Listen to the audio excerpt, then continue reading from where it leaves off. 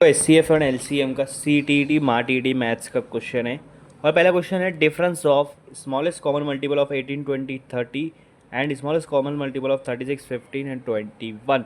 Question का मतलब ये है कि आप एल सी एम निकालो किसका किसका 18, 20 और 30 का 18, 20, 30 इसका एल सी एम निकालो और उसको माइनस करो L C M of 36, 15 and 21। इन तीनों का एलसीएम और इन तीनों का एलसीएम जो भी मिलेगा उनके बीच में कितना डिफरेंस आ रहा है वो आपका क्वेश्चन पूछा गया है। चार ऑप्शन है। देखो एलसीएम ऑफ 18, 20, 30 कैसे निकालेंगे? 18, 20 और 30।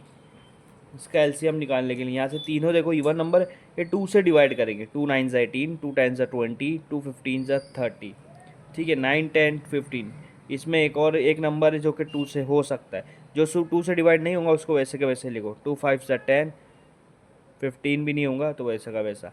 अब ये 3 से होगा तो 3 से करो। 3 3 ज़ा 9, ये दोनों नहीं होगा, इसको एज इट इज़ लिखो। ठीक है, अब आपको 3 से फिर से करना है। 3 1 ज़ा 3, तब तक करना है जब तक आंसर 1 नहीं आता है। 5 और 15 तो नहीं होगा, हाँ 15 भी होगा, सॉरी। 3 5 ज़ा 15। ठीक है, अब आपका आखिरी बचा है 5। ये जो 1 है ये कम ख़त्म हो गया है, इसका कोई लेना देना नहीं हमारा।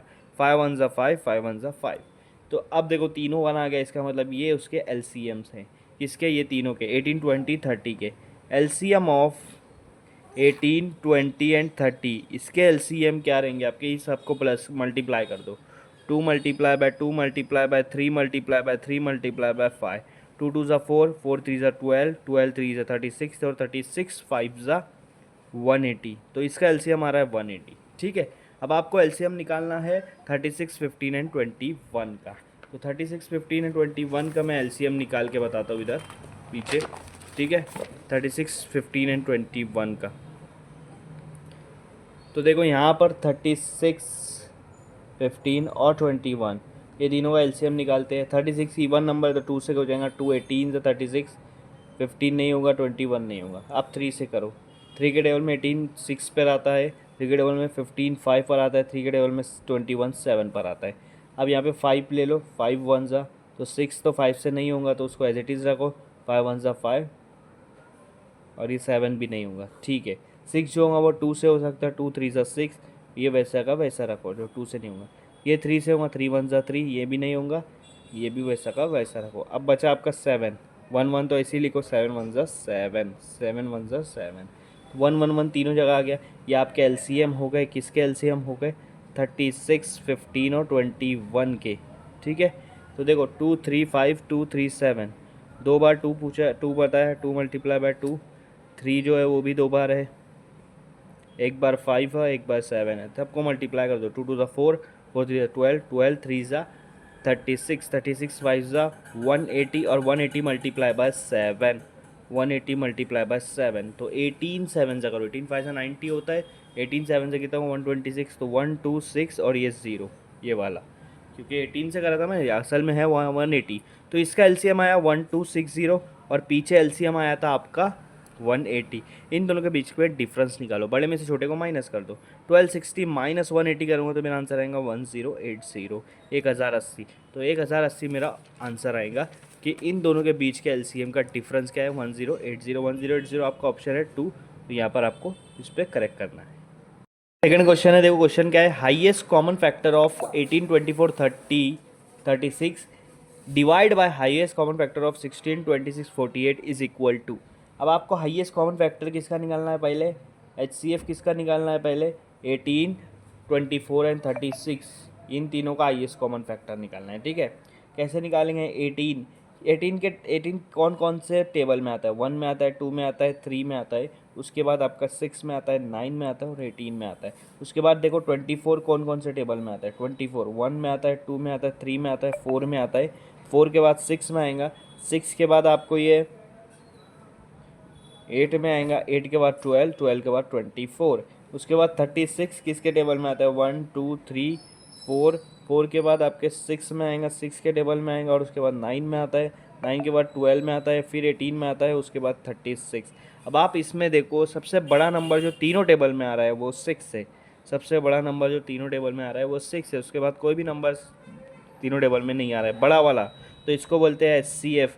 S C F of 18, 24 and 36 is 6। इसका HCF 6 निकला। अब सेकंड वाला HCF निकालो 16। HCF आपको किसका निकालना है? 16, 26 और 48 का। तो 16 का देते थे। 16 1 के टेबल में आता है, 2 के टेबल में आता है, 4 के टेबल में आता है, 4 के बाद 5 में नहीं आता, 6 में नहीं आता है, उसके बाद डायरेक्ट 8 में आता है और 16 में आता है। ठीक है, इसके बाद आप देखो 26 किसके टेबल में आता है? 1 के 2 में, 2 के बाद आपको 26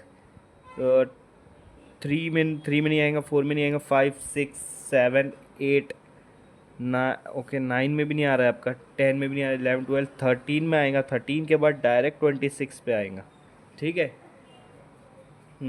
अब उसके बाद देखो 26 के बाद आपका कौन सा आ रहा है? 48 किसके टेबल में आता है? 1 में आता है, 2 में आता है, 3 के टेबल में आता है, ओके आता है।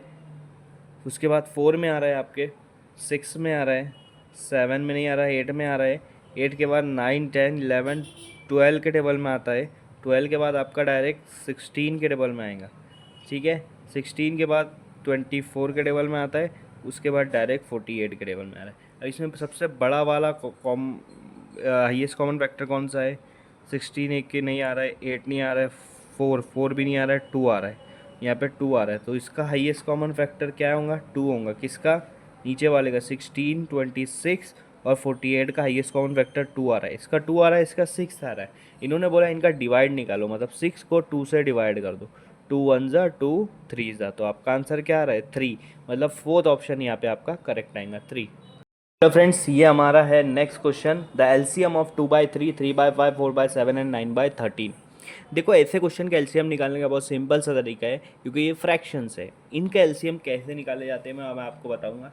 इसमें क्या करना है, जो भी ऊपर वाले नंबर है उन सारों का एलसीएम निकाल लो। ऊपर वाले नंबर मतलब न्यूमरेटर के 2 3 4 और 9, इनका एलसीएम निकाल लो। एलसीएम ऑफ 2, 3, 4 एंड 9, इनका एलसीएम निकाल लो। अब एलसीएम कैसे निकाला जाता है, सबको ले लो। 2 3 4 9। अब यहाँ पर छोटा वाला नंबर है 2, 2 1 ज़ा 2, 3 तो 2 के टेबल में नहीं आता, 4 आता 2 पर आता, 9 नहीं आता तो उसको एज इट इज़ लिखो। अब यहाँ पर फिर से 2 से करेंगे क्योंकि 2 मौजूद है यहाँ पर। 2 3 3 2 के टेबल में 3 नहीं आता, 2 के टेबल में 2 आता है 1 पर, 9 नहीं आता है। ठीक है, अब 3 से करेंगे क्योंकि 1 जो है उसको एज इट इज़ लिख देने का। 3 1 ज़ा 3, 3 3 ज़ा 9।